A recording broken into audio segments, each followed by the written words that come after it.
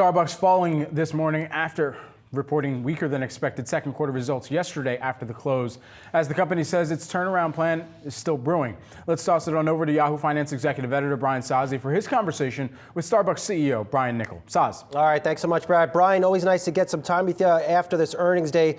I'm sure you saw that GDP contracted 0.3%, the first decline since 2022. Through the lens of Starbucks, Brian, does this look like a contracting U.S. economy? You know, look, that's a great question as it relates to what we're seeing in our Starbucks business. And, you know, if you look at our results, what I'm seeing actually is a step up in transactions as it relates to our business in the U.S. We had our best quarter as it relates to sales comp in the last 5 quarters. And so we're continuing to see progress in the Starbucks business with customers. And that's going to continue to be the case. And that's what is part of a turnaround is, you know, you stabilize the business and then you build back better with our customers and with our partners in the store. And that's what we're under the game right now. And that's what we're after doing. Brian, but the North America same-store sales still down 1%. When the Starbucks customer comes into the stores in this economy, are they pulling back? Are they perhaps reaching for a hot coffee instead of a larger iced one? Are they not buying the pastry? You know, we're not seeing a change in the basket. So when they come in, the attach has been pretty much the same as far as customization or adding on food. And, you know, I think, frankly, what we're focused on is how do we bring customers back into our stores so that they experience a great seat, a great vibe, they get that connection with our baristas, and then they obviously get the craft beverage that they want on the right speed of service. And that's really what we've been making progress on and I think at the end of the day, our great craft with our great barista connection and these terrific coffee house experiences are what sets the brand apart. And that's what's going to be the foundational piece that turns this business around. Brian, why do you think there is that disconnect? You know, just listening to what you're saying trend-wise, of course, I know you sit on that Walmart board too as well. Just given your vantage point, like, why do you think there is still that disconnect between what the economy is doing and what you're seeing inside of Starbucks? Yeah, look, I think consumers obviously are feeling some pressure. There's no doubt that you're seeing consumer sentiment go down over the last couple months. But I do think they're still being very choiceful in where they want to spend their money. And, you know, what I want to make sure is I give them the experience where they feel great about the dollars that they spend at Starbucks. And that's what we're focused on. You know, if we can give people a differentiated experience with great coffee, great drinks, great food, they will continue to come back and they will allocate their hard-earned dollars to the Starbucks business. And, you know, that is what we need to deliver on, and that is what we need to make sure the customer is saying to us, which is, you guys are giving me a great experience, you're giving me the great products that I want, and you're doing it on my time schedule. I think, you know, we'll continue to always get more than our fair share of that wallet, and that's what we're after. Brian, you mentioned on the earnings call last night being, quote, disappointed in the corner. Is the turnaround at Starbucks taking longer than you thought? You know, look, I never like to have negative sales or earnings that aren't growing. And so we got to be honest with the reality is the results weren't great in the quarter. But when you look behind the scenes, there's a lot of great things happening, okay? We said the Back to Starbucks program was all about getting back to great speed of service or throughput and great connection in a great coffee house with engaged partners that are set up for success. That's what's happening. If you look at the algorithm test for technology, we've taken about 2.5 minutes out of the cafe drink experience. If you look at the drive-through, I think we've pulled out close to 30 seconds of speed in the drive-through, so now pretty much every order is less than 4 minutes there. We've improved our on-time and accuracy in the mobile order. And then we've really got a lot of understanding of what the right staffing levels are, the right deployment, so that our baristas are set up for success to do the craft that they love to do and the connection that they love to provide. Whether it's writing on the cups, saying hello, at the handoff, or just knowing their customer's order.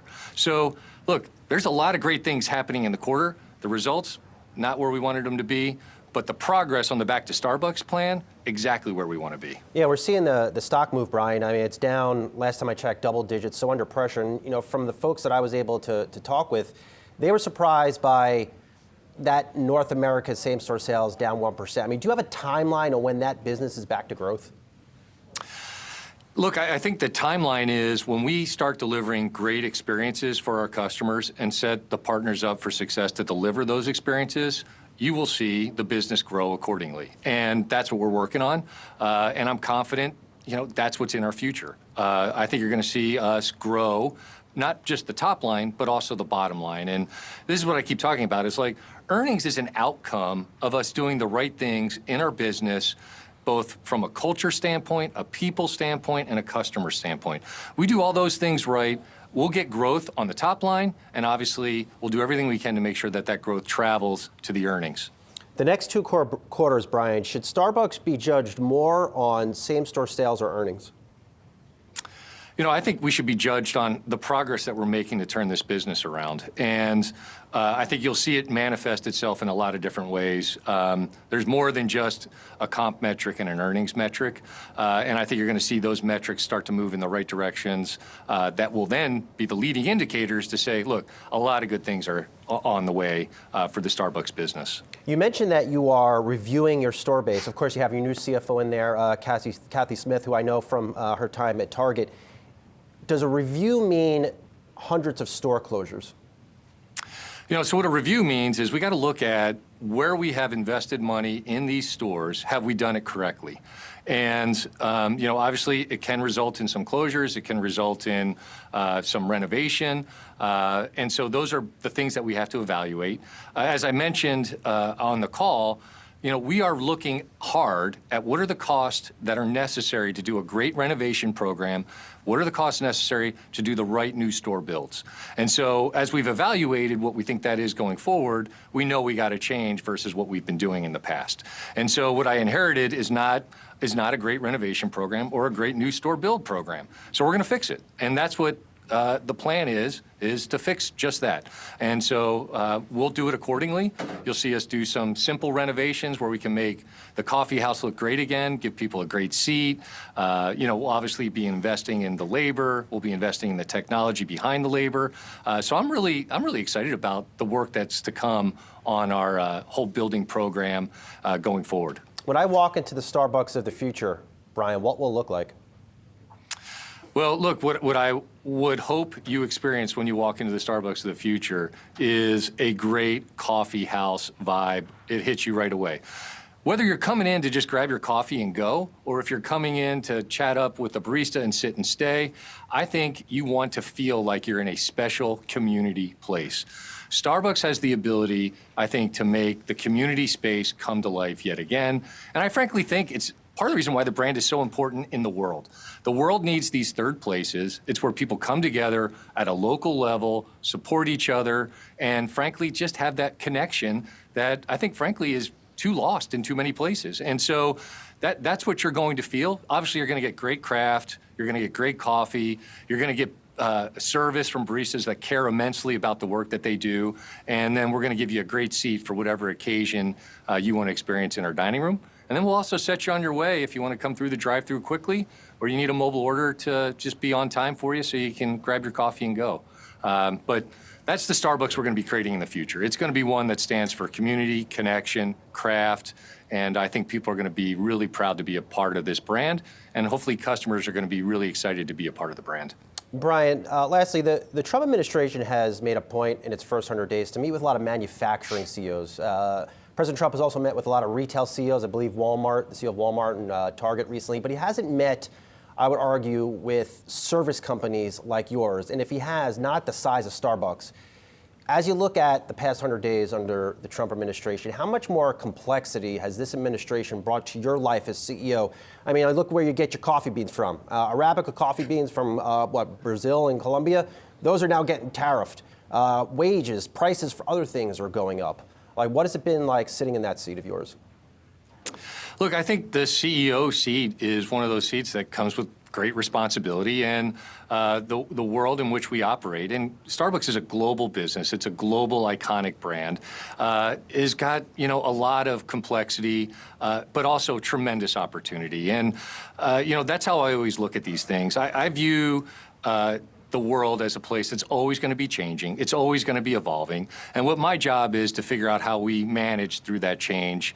And, hopefully we're in front of the change, we're in front of culture, and we're keeping our business relevant for all constituents. And so that's why I love these jobs. I love being a part of Starbucks at this turnaround phase. I love being a part of a global iconic business because we have the scale, we have the ability to mitigate, pivot, take advantage of opportunities that we see in front of us, and then obviously course correct where we got to course correct. And, that's the type of leadership team that I've built here. We've got a lot of agility. We've got a powerful brand. And, I consider myself fortunate to have this job. And look, I kind of really enjoy the complexity and the challenges. Somewhat related, Brian, that lavender coffee that's on the menu, I tried it last weekend on my local mall. You pulled it off. I thought I was going to absolutely hate it, but you guys made it work, so I had to you guys. Brian Niccol, Starbucks CEO, always good to see you. Talk to you soon. Yeah, great seeing you, Brian. I agree with you. The lavender's a sleeper. So yeah, I'm glad you tried it. Sleeper, yes, indeed. Maddie, back to you. Take care. All right, thanks to Starbucks CEO Brian Niccol and, of course, to our own Brian Sozzi for the great conversation.